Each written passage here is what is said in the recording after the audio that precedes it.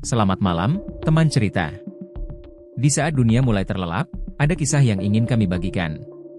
Kisah yang mungkin tak pernah kau duga, namun menyimpan pelajaran dan makna. Malam itu hujan turun dengan deras, membasahi jalanan kota Semarang yang sepi. Di sebuah gang sempit, seorang gadis remaja berlari ketakutan, napasnya tersengal-sengal. Matanya penuh ketakutan saat ia menoleh ke belakang, memastikan apakah bayangan yang mengikutinya masih ada. Tiba-tiba, sebuah tangan mencengkeram bahunya. Gadis itu menjerit, namun suara jeritannya tenggelam dalam suara gemuruh hujan. Esok paginya, tubuh gadis itu ditemukan di tepi sungai. Wajahnya rusak parah, matanya hilang. Tidak ada sidik jari, tidak ada jejak pelaku. Polisi kebingungan. Dan ini bukan pertama kalinya. Arga Pratama tidak pernah bercita-cita menjadi polisi. Sejak kecil, ia ingin menjadi seorang pembuat film thriller, mengisahkan pembunuhan misterius dengan alur yang menegangkan, penuh kejutan yang mengguncang emosi penonton. Ia sering menghabiskan waktu di kamar kecilnya, menulis naskah-naskah sederhana, membayangkan adegan-adegan menegangkan yang bisa ia buat jika suatu hari menjadi sutradara. Namun, hidup berkata lain. Setelah ayahnya, Kompol Sudirman, meninggal dalam sebuah kecelakaan misterius, ibunya memaksanya untuk mengikuti jejak sang ayah menjadi polisi. Dengan berat hati, Arga masuk akademi kepolisian, meski hatinya tidak pernah benar-benar berada di sana. Ia lulus dengan nilai yang cukup baik, tapi bukan karena ambisinya, melainkan karena rasa hormatnya pada sang ibu yang telah berjuang membesarkannya seorang diri. Kini, di usianya yang ke-27, ia bertugas di Polsek Semarang Barat, menghabiskan hari-harinya di balik meja, mengurus laporan-laporan kriminal kecil yang terasa hambar baginya. Tidak ada ketegangan, tidak ada adrenalin, hanya berkas-berkas yang menumpuk dan rutinitas yang membosankan. Namun, semuanya berubah ketika sebuah kasus aneh mengguncang Semarang. Seorang gadis ditemukan tewas secara brutal, tubuhnya dimutilasi dengan pola tertentu, seolah si pelaku ingin mengirimkan pesan tersembunyi. Ketika Arga melihat foto-foto TKP untuk pertama kalinya, dadanya berdebar kencang. Ada sesuatu yang familiar dalam cara si pembunuh menata korban. Pola ini mirip dengan salah satu adegan dalam naskah film thriller yang pernah ia tulis bertahun-tahun lalu.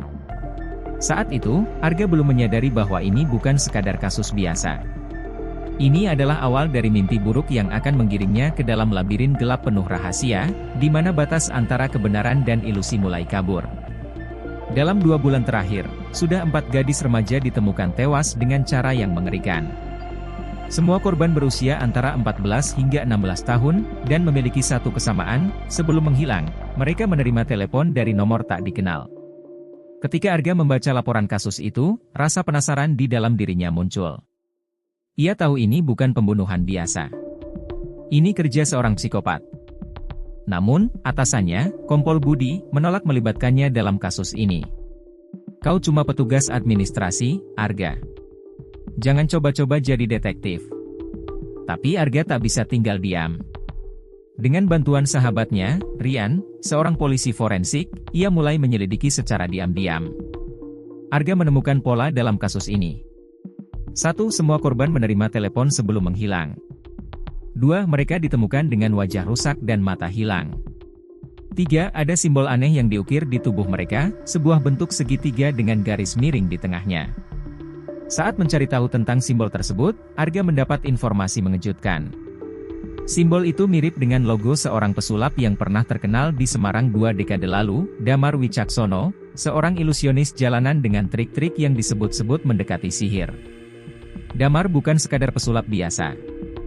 Ia dikenal karena kemampuannya membuat benda-benda besar menghilang di depan mata orang banyak, bahkan pernah menampilkan aksi yang disebut sebagai kehilangan mutlak, di mana seorang relawan di panggung menghilang dan muncul kembali di tempat lain.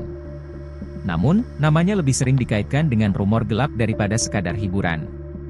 Konon, ia mempelajari teknik ilusi dari kitab kuno peninggalan leluhurnya, dan beberapa orang percaya bahwa ia memiliki kemampuan lebih dari sekadar sulap. Namun, karirnya hancur dalam satu malam tragis.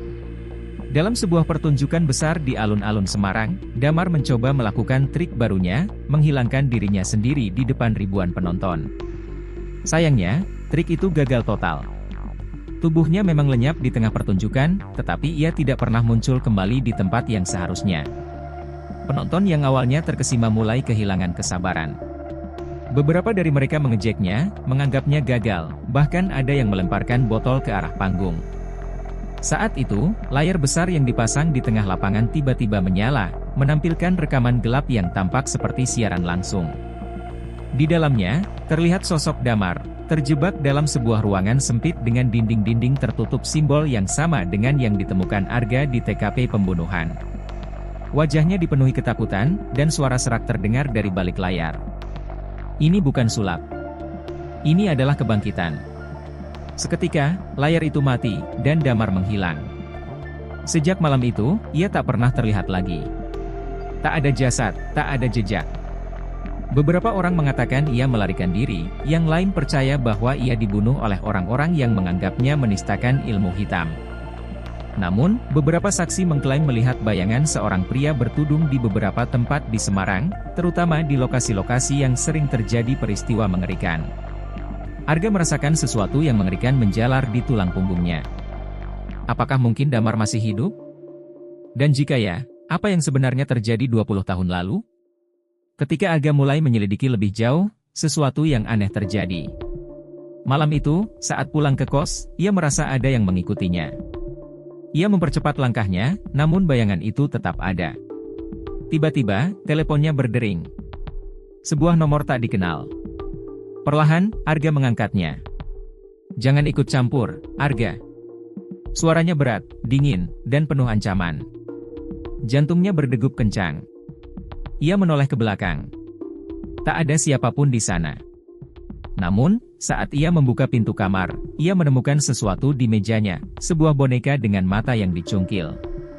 Arga semakin yakin bahwa pembunuh ini tahu gerak-geriknya. Ia berpacu dengan waktu sebelum korban berikutnya jatuh. Dugaan terburuknya terbukti. Malam itu, keponakannya, Dita, siswi SMA berusia 15 tahun, menerima telepon dari nomor tak dikenal. Arga panik. Ia segera menuju rumah Dita, tetapi terlambat. Gadis itu sudah menghilang. Dengan bantuan Rian, Arga menelusuri lokasi sinyal terakhir ponsel Dita. Mereka sampai di sebuah rumah tua di pinggiran kota, tempat yang sudah lama terbengkalai. Saat memasuki rumah itu, mereka menemukan sesuatu yang mengerikan. Di dalam ruangan gelap, ada foto-foto korban yang ditempel di dinding, termasuk foto Dita. Dan di tengah ruangan, ada sebuah kursi kayu dengan tali, seakan sudah disiapkan untuk korban berikutnya. Arga tahu ia sudah sangat dekat dengan pelaku. Saat mereka menyisir ruangan, tiba-tiba lampu padam. Suara langkah kaki terdengar mendekat. Tiba-tiba, seseorang menyerang dari belakang. Arga tersungkur, tetapi dengan cepat bangkit dan melawan. Dalam cahaya remang-remang, ia melihat wajah si pembunuh, seorang pria dengan bekas luka bakar di separuh wajahnya. Itu adalah Damar Wicaksono. Damar tertawa pelan. "Kalian datang lebih cepat dari dugaanku." Dengan sigap, Arga menodongkan pistolnya. "Di mana Dita?" Damar hanya tersenyum. "Dia masih hidup. Tapi kau harus menemukannya sebelum waktu habis." Arga sadar, ini adalah permainan psikologis. Setiap jejak, setiap petunjuk yang ia ikuti, seolah sudah dirancang untuk membawanya ke titik ini, ke tempat di mana ia harus berhadapan langsung dengan kengerian yang selama ini hanya ia bayangkan dalam naskah film thriller buatannya. Namun, kali ini bukan fiksi. Ini nyata. Dengan napas tertahan, Arga menyusuri lorong gelap. Dinding di sekelilingnya terasa lembab, berbau tanah basah dan darah yang hampir kering. Cahaya redup dari lampu berkedip-kedip di langit-langit memberikan suasana yang semakin menyesakkan. Ia mendengar suara rintihan pelan dari balik pintu di ujung lorong. Dengan hati-hati, ia membuka pintu itu. Dita. Gadis itu terikat di kursi, wajahnya pucat dan penuh ketakutan. Matanya yang berlinang air mata langsung membesar saat melihat Arga. Ia mencoba berbicara, tapi mulutnya disumpal kain kotor. Saat Arga bergegas membebaskannya, sesuatu bergerak di bayang-bayang. Tiba-tiba, sebuah bayangan melesat dari sisi gelap ruangan. Arga hanya sempat menoleh sesaat sebelum Damar menerjangnya dengan sebilah pisau tajam. Dengan refleks cepat, Arga berguling ke samping, menghindari serangan itu. Pisau Damar hanya mengenai udara, menghantam dinding kayu dengan suara keras. Damar tidak tinggal diam. Dengan kecepatan yang tidak wajar, ia kembali menyerang. Arga menangkis dengan lengan kirinya, merasakan perih ketika pisau itu menyayat kulitnya. Tapi ia tidak bisa berhenti sekarang. Damar berusaha melarikan diri. Arga mengejarnya keluar rumah, menerobos hujan deras yang turun tanpa ampun. Petir menyambar di langit, menerangi dua sosok yang kini berhadapan di tengah halaman rumah tua itu. Damar menatapnya dengan tatapan gila, matanya penuh kebencian. "Kau tidak mengerti, Arga. Aku bukan monster. Aku hanya bagian kecil dari sesuatu yang lebih besar." Arga mengangkat pistolnya. Tangannya gemetar, tapi ia tahu ini harus diakhiri sekarang. Damar menggeram dan berlari ke arahnya dengan pisau terhunus. Dor! Satu tembakan tepat mengenai dada Damar. Tubuh pria itu terhuyung ke belakang. Hujan membasahi wajahnya yang kini penuh darah. Bibirnya bergetar, dan dengan suara hampir tak terdengar, ia berbisik. "Mereka akan datang. Aku bukan satu-satunya." Mata Damar perlahan kehilangan nyawa. Ia terjatuh ke tanah, darahnya bercampur dengan air hujan yang mengalir deras. Arga berdiri terpaku, nafasnya tersengal. Kata-kata terakhir Damar bergema di pikirannya. Siapa mereka? Dan jika Damar bukan satu-satunya, apakah ini benar-benar sudah berakhir? Kasus ini ditutup. Damar dinyatakan sebagai pembunuh berantai, dan Dita selamat. Namun, Arga merasa ada yang tidak beres. Beberapa minggu kemudian, ia menerima amplop misterius. Di dalamnya ada sebuah foto. Foto itu menunjukkan seseorang sedang duduk di bangku taman, seseorang yang wajahnya mirip Damar. Di belakang foto itu tertulis, "Kau hanya menang melawan bayanganku." Permainan baru saja dimulai. Arga merasa bulu kuduknya berdiri. Apakah Damar benar-benar satu-satunya? Atau ada sesuatu yang lebih besar di balik semua ini? Dan pertanyaan terbesar, siapa yang mengirimkan foto itu? Terima kasih sudah mendengarkan cerita kami malam ini. Jangan lupa untuk like, komen, dan subscribe agar tidak ketinggalan kisah-kisah menarik berikutnya. Jika kamu punya cerita yang ingin dibagikan, tulis di kolom komentar atau kirimkan ke email kami. Sampai jumpa di cerita selanjutnya, dan semoga malam ini menjadi malam yang indah untukmu. Selamat beristirahat.